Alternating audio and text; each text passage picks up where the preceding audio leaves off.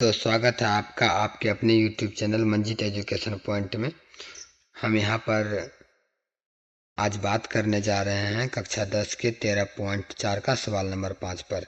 जैसा कि आप ये सवाल यहाँ पे दिया हुआ है, इसको पढ़िए। 20 सेंटीमीटर ऊंचाई और शीर्ष कोण 60 डिग्री का एक शंकु को उसकी ऊंचाई के बीचों बीच से होकर जाते हुए एक टाल से दो भागों में काट दिया गया है, जबकि काटा गया तल शंकु के आधार के समांतर है। यदि इस प्राप्त शंकु के छिन्नक को व्यास 1/16 mm वाले तार के रूप में बदल दिया जाता है तो तार की लंबाई ज्ञात कीजिए। ठीक है, देखिए जैसा उसने कहा, हमने पहले ही समय बचाने के लिए पहले ही चित्र का निर्माण करके रखा है। इसमें आप देख सकते हैं, जैसा उसने कहा कि एक शंकु का निर्माण कर लिया और इसकी कुल जो ऊंचाई है, कुल ऊंचाई ए से लेकर के पूरा डी तक की ऊंचाई वो 20 सेंटीमीटर है, जिसमें कि ए से लेकर के एफ तक की जो ऊंचाई की बात करेंगे वो 10 सेंटीमीटर होगी। क्यों?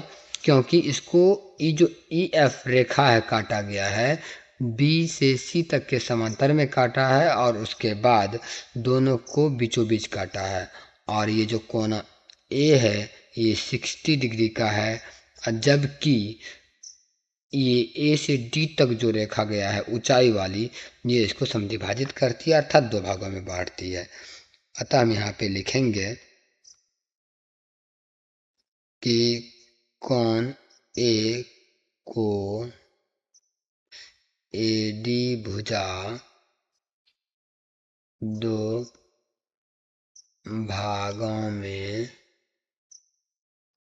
विभाजित करती है। ठीक है, तो अतः कोण त्रिभुज ले लेते हैं। त्रिभुज ए ओ एफ में कोण ए बराबर 30 डिग्री रहेगा और ए से लेकर के ओ तक की जो दूरी होगी वो 10 सेंटीमीटर की होगी। तो हम यहाँ पे tan 30 डिग्री का लेकर के त्रिज्या निकाल लेते हैं, क्योंकि tan 30 लेंगे तो ओ एफ का प्राप्त होगा, हमें वो चाहिए। तो ओ एफ जो है अपना कितना हो जाएगा, त्रिज्या कहलाएगा लेकिन है नहीं, तो उसको प्राप्त करेंगे। तो tan 30 के बराबर में सूत्र लगाएंगे तो लंब बटा आधार होगा, अर्थात ओ एफ बटा ए ओ होगा।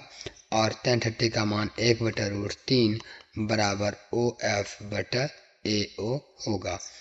तो जब हमें ए ओ का मान हम लिख सकते हैं यहाँ पर, ए से ओ तक जो है अपना वो कितना दिया हुआ है, 10 दिया हुआ है। ठीक है, तो हम ये लिख लेते हैं ओ एफ बटा 10। तो यहाँ पे √3 ओ एफ बराबर 10 बचता है और ओ एफ बराबर 10/√3 हो जाएगा। ये अपना समीकरण 1 निकला। ठीक है, तो आपने देखा जो हमें ओ से एफ तक ये जो दूरी है ये प्राप्त हो गई है। पुनः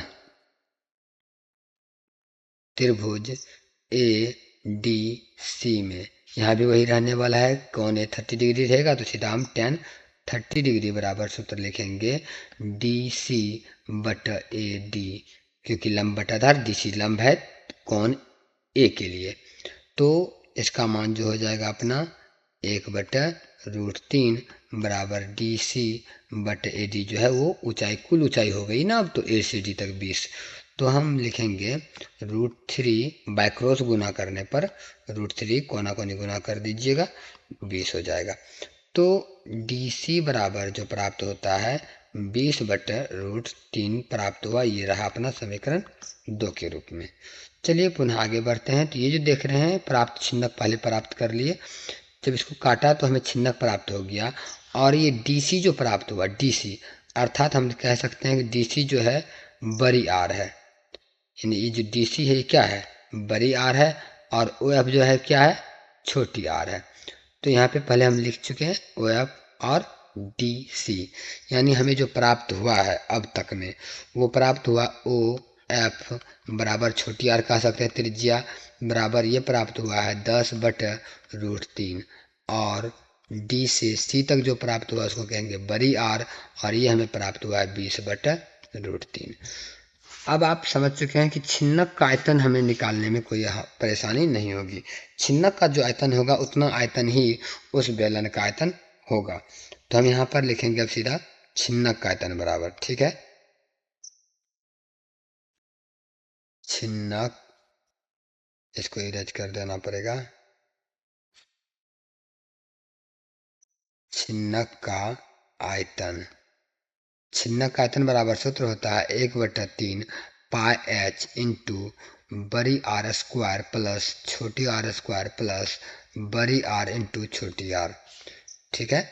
तो अब हमें यहाँ प्राप्त करना है 1/3 गुना पाई का मान 22/7 लेना है, और ऊंचाई जो है छिन्नक का ऊंचाई जो बचा हुआ है, अब देखिए छिन्नक का ऊंचाई कितना बचा 10, तो यहाँ पे हम लिखेंगे 10, ब्रैकेट बंद करेंगे, बड़ी आर स्क्वायर मतलब कितना हो गया 20/√3 का स्क्वायर प्लस छोटी आर मतलब 10/√3 का होल स्क्वायर प्लस 20/√3 गुना 10/√3, ठीक है।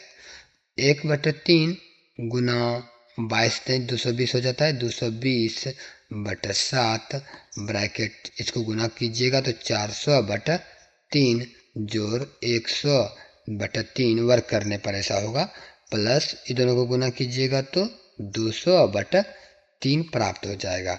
मतलब अब जो प्राप्त हुआ है हमें 220/21 गुना, इस सबको लघुत्तम कर लेते हैं, इधर 3 निकलेगा, और 400 जोड़ 100 और जोड़ 200, ठीक है। चलिए अगले पेज में ले लेते हैं, अगला पेज आ जाएगा अपना 220/21, मतलब प्राप्त छिन्नक का आयतन है ये 220/21 गुना, एक बार देख लीजिए, इसको जोड़ना पड़ेगा 400 100 500 500 200 700/3, तो ये हो गया 700/3। देखिए जो कट रहा है कटा देंगे, जो नहीं कटेगा उसको छोड़ देंगे। तो इस 7 जो है कट रहा है 100 बार में 700, और ये 7 से कटेगा 3 बार में, तो कुल मिला के जो अपना प्राप्त हो रहा है छिन्नक का आयतन 220 गुना 100 करेंगे तो हो जाएगा 22,000/9, ये छिन्नक का आयतन है। अब हमें प्राप्त करना है बेलन का आयतन। अब आप सवाल पर एक बार चलिएगा, यहाँ पे बोल रहा है बेलन का, जिसको कि 1/16 सेंटीमीटर वाले एक तार के रूप में बदल दिया जाता है, 1/16 तार, तो 1/16 सेंटीमीटर वाला तार के रूप में, अतः बेलन का रूप होगा, बेलन का व्यास दिया हुआ है, कितना है व्यास 1/16, यदि हम इस व्यास को त्रिज्या में बदलेंगे तो हमको इसको 1/16 को 1/16 व्यास दिया हुआ है, तो इसको त्रिज्या में बदलने के लिए क्या करना पड़ेगा 2 से भागा देना पड़ेगा, क्योंकि त्रिज्या बदलना है, अर्थात 1/2 से गुना कर दीजिए आप, तो 1/32 इतना सेंटीमीटर त्रिज्या उस बेलन का होगा।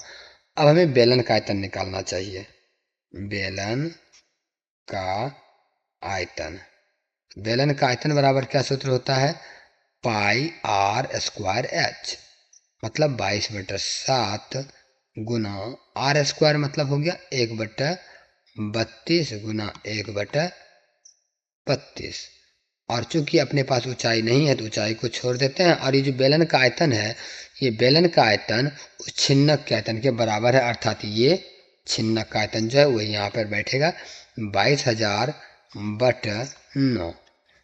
यहाँ तक में आपको कोई दिक्कत नहीं होनी चाहिए। चलिए अब यहाँ पर देख लेते हैं 22,000/9 बराबर, अब इसको आप गुना कीजिएगा 22 गुना एच, तो 22 बट यानी गुना कर दिया, एच को साइड में रहने दिए अभी, 32 गुना 7 करके देखिएगा, तो ये 32 गुना 32 गुना 7, चलिए हम कैलकुलेटर कर लेते हैं, 32 × 32 × 7, तो 7,168 प्राप्त हुआ, 7,168, कोई दिक्कत नहीं है। और ये जो एच है इधर इधर रहेगा। तो आप ये पूरे 22/7168 को जब आप इधर भेजिएगा तो 22,000/9, और ये इधर आके गुना में इधर आके भागा होता, तो गुना कर लीजिए 7,168/22। इसको कटा दीजिए, बराबर एच रख लेते हैं। इसको कटा दीजिए, 1,000 बार में कट जाएगा।